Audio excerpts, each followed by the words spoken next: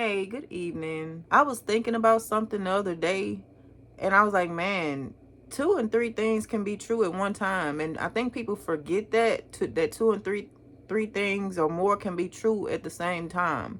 There's not always like one answer to stuff and things like that. But I was thinking about when I hear like certain people arguing, and I'm looking at both of their viewpoints and they're both right, but they are arguing. I'm like, man, both of y'all right. Why y'all arguing? But I feel like they arguing mostly because they're trying to get each other to see each other's point as right when they're both right. It's like they're blinded to both of them being right because they're trying to convince the other person that that's the way and that's the right way when they're both actually right.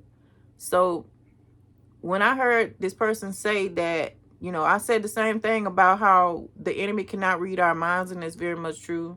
And then I heard another person say that they're hearing what is going on in the spiritual realm. A lot of times we are communicating in spirit and in the spiritual realm, and we don't even realize it. And that's how they're hearing certain stuff.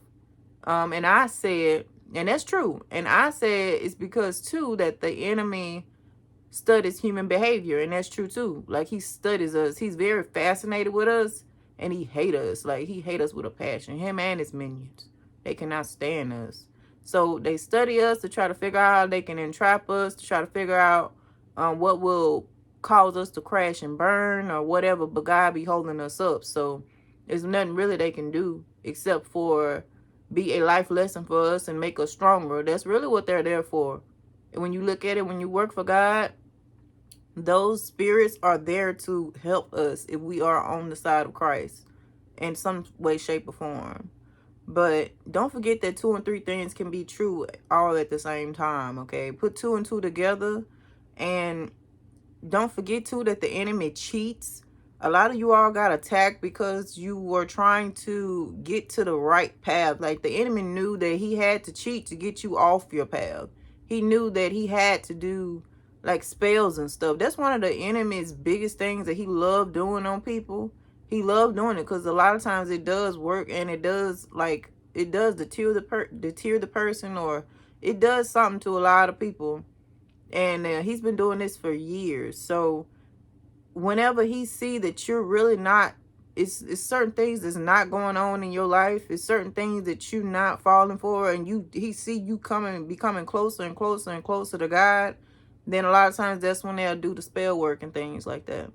They'll start doing spell work on you and they'll start sending the wrong people your way. They'll start sending the wrong people, and they'll get into the hearts of the people that you are already around. Sometimes they be okay at first, and then something comes into their spirit and into their mind about you from the enemy, and that's what throws them people off. That's what gets them to thinking and looking at you a certain kind of way. If you can help it, go where you are appreciated and not tolerated. If you can. Like, don't be just hanging around people don't appreciate you at all. Go where you are appreciated, or either be off to yourself somewhere and build your relationship with God. Not where you tolerate it. Stuff like that can actually cause trauma and make you view yourself in a different light. So it's best to be around the right people than the wrong people all day, every day. Unless God is using some of them to get you to a certain space, and then you're going to have to let them people go. You're going to have to let them go.